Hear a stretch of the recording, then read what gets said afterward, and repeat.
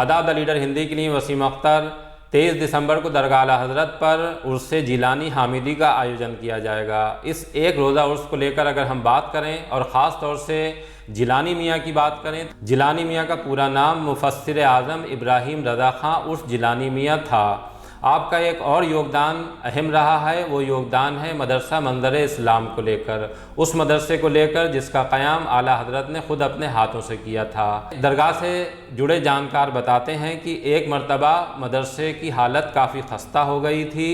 تب مفسر اعظم نے اس مدرسے کو پھر سے کھڑا کرنے کے لیے اپنی بیوی کے زیورات تک بیچ دیے تھے۔ ان زیورات کو بیچنے کے بعد انہوں نے اسٹاف کی تنخواہ دی اور اس کے بعد یہ مدرسہ دن دونی اور رات چوگنی ترقی کرتا گیا۔ اس کا چرچا ودیشوں تک ہوا اور ودیشوں سے یہاں بچے پڑھنے بھی آتے ہیں۔ ایک خاص بات اور ہے اس مدرسے کی، اب درگاہ پرمکھ سبحانی میاں کی قیادت میں یہ مدرسہ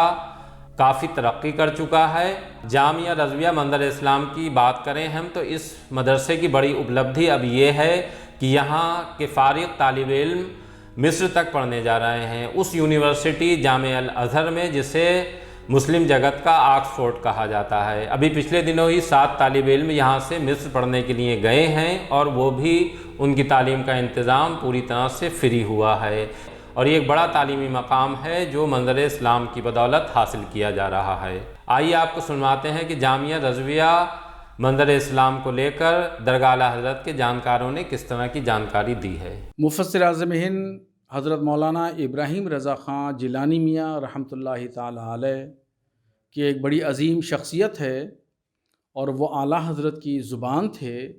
اعلیٰ حضرت نے ان کی پیدائش کے وقت بہت اہتمام کیا اور بڑی خوشی کا اظہار کیا گیا۔ جب انہوں نے دارالعلوم منظر اسلام کی نیابت کی ذمہ داری سنبھالی اور وہ محتمم بنائے گئے، ان کے والد حجت اسلام مولانا حامد رضا خان رحمۃ اللہ تعالیٰ علیہ کے وصال کے بعد دارالعلوم منظر اسلام کی ذمہ داری ان کے کندھوں پہ آئی اور وہ درگاہ اعلیٰ حضرت کے سجادہ نشین بنے۔ تو اس وقت دارالعلوم منظر اسلام کی پوزیشن بڑی خستہ تھی، مالی حالات اچھے نہیں تھے، مگر وہ علماء کرام جو جانفشانی کے ساتھ درس و تدریس میں منہمک تھے، وہ اپنے اپنے وقت کے جید عالم، فقیہ، محدث اور مفسر تھے۔ انہوں نے منظر اسلام کی آبیاری کی اور حضرت جیلانی میاں رحمۃ اللہ تعالیٰ علیہ نے اپنی پوری تگ و دو، اپنی پوری جوانی دارالعلوم منظر اسلام کی ترقی اور اس کے عروج اور بقا اور تحفظ کے لیے لگا دی۔ جہاں جہاں جاتے تھے اپنے مریدین میں اور جلسے میں جاتے تھے تو وہ معاونت کی اپیل کرتے تھے۔ 1904 عیسوی میں دارالعلوم منظر اسلام کی بنیاد پڑی۔ اعلیٰ حضرت نے سب سے پہلے مدرسہ منظر اسلام کا محتمم مولانا حسن رضا خان حسن بریلوی رحمۃ اللہ تعالیٰ علیہ کو بنایا اور خود سرپرستی کرتے رہے۔ اس لیے دارالعلوم منظر اسلام کا اہتمام انہوں نے اپنے منجلے بھائی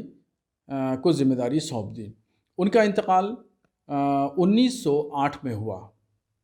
جب مولانا حسن بریلوی کا 1908 عیسوی میں انتقال ہو گیا تو منظر اسلام کی دیکھ ریکھ کے لیے یہ ہوا کہ اب منظر اسلام کا کون دیکھ ریکھ کرے، تو اعلیٰ حضرت نے اپنے چھوٹے بھائی مفتی محمد رضا خان رحمۃ اللہ علیہ کو تجویز کیا کہ وہ دیکھیں۔ ان کے ساتھ میں یہ دقت تھی کہ وہ کرتولی گاؤں کی زمین کی دیکھ ریکھ بھی کیا کرتے تھے اور وہاں کی کاشتکاری کا کام بھی ان کے ذمہ تھا، اور وہ کام بھی ذمہ تھا جو مولانا حسن بریلوی اعلیٰ حضرت کے گھر کے لیے کیا کرتے تھے۔ تو خانگی زندگی میں اور کاشتکاری کرتولی گاؤں کی ذمہ داریوں کی وجہ سے مفتی محمد رضا خان رحمۃ اللہ تعالیٰ علیہ نے منع کر دیا، اور پھر حجت اسلام مولانا حامد رضا خان رحمۃ اللہ تعالیٰ علیہ کے نام پر سب کا اتفاق ہو گیا، اور پھر دوسرے محتمم حجت اسلام مولانا حامد رضا خان رحمۃ اللہ علیہ بنائے گئے۔ حضرت حجت اسلام رحمۃ اللہ علیہ کے وصال کے بعد تیسرے محتمم مفسر اعظم ہند مولانا ابراہیم رضا خان جیلانی میاں بنے۔ تو ان کے تعلق سے میں بتا چکا ہوں کہ ان کی کیا خدمات رہی ہیں۔ اب جیلانی میاں کے انتقال کے بعد چوتھے محتمم ریحان ملت حضرت مولانا ریحان رضا خان رحمانی میاں رحمۃ اللہ تعالیٰ علیہ بنے۔ ان کے اوپر جب ذمہ داریاں آئیں تو مدرسے کو زیادہ عروج حاصل ہوا، اور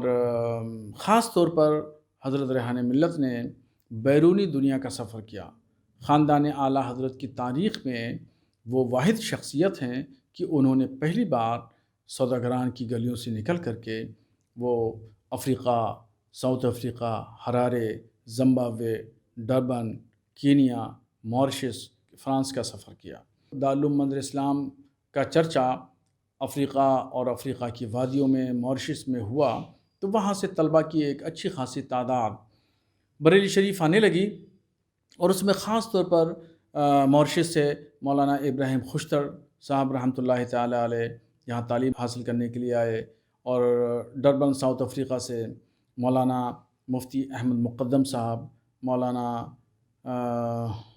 عبدالحادی صاحب، مولانا عبدالحمید صاحب، یہ تمام طلبہ ساؤتھ افریقہ سے اور افریقہ کے مختلف شہروں سے یہاں پر آئے اور دارالعلوم منظر اسلام میں داخلہ لیا۔ آج کل دارالعلوم منظر اسلام کے محتمم اور سربراہ حضرت سبحانی میاں صاحب قبلہ ہیں۔ ان کے دور میں یہ سب سے اہم کام یہ ہوا کہ دارالعلوم منظر اسلام کی صنعت کو جو بین الاقوامی اسلامی یونیورسٹی ہے جامعہ ازہر قاہرہ مصر، وہاں پر اس کو منظوری دی گئی، اور ہر سال دارالعلوم منظر اسلام کے طلبہ جامعہ ازہر جاتے ہیں۔ ابھی گزشتہ سال بھی 3 طالب علم گئے، اس سے پہلے 5 لوگ گئے، اس سال 7 طالب علم دارالعلوم منظر اسلام کے فارغ شدہ جامعہ ازہر گئے ہیں، اور ابھی گزشتہ 1 مہینے کی بات ہے کہ وہ طلبہ جامعہ ازہر پہنچے۔ ہندوستان میں یہ واحد ایسا ادارہ ہے کہ جہاں پر مسلسل 5-6 سالوں سے طلبہ